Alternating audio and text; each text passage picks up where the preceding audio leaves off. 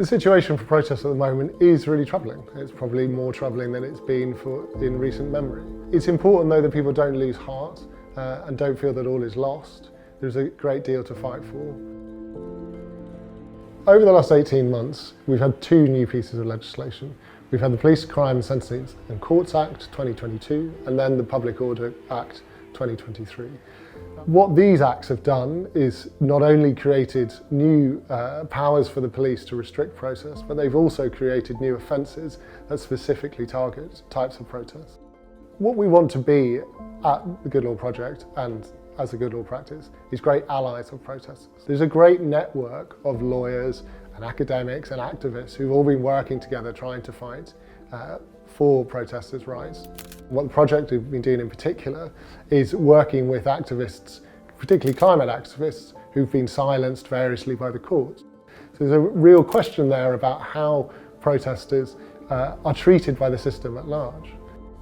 Protest has to be seen and heard in order to be effective. Now, there is always going to be a balance there between the rights to protest and the rights of other people to go about their business.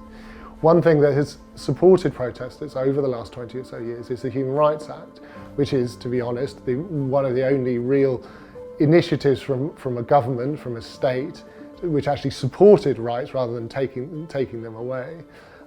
That's allowed protesters to bring cases in the courts, but it's becoming harder and harder to do that. It's also really notable that the government, and particular members of the government and the Tory backbenchers, are attacking that, wanting to do away with it. There are lots of reasons why the government have been seeking to clamp down on protests. Protest has become part of the culture war. It's another limb in that really ugly argument about who's deserving in society and who's not. But it's also because protest challenges the state. Democracy and a healthy society, not to mention a healthy planet, are far too important to be left to the politicians. Protest can be disruptive, it can be annoying, but it's a vital part of a healthy society.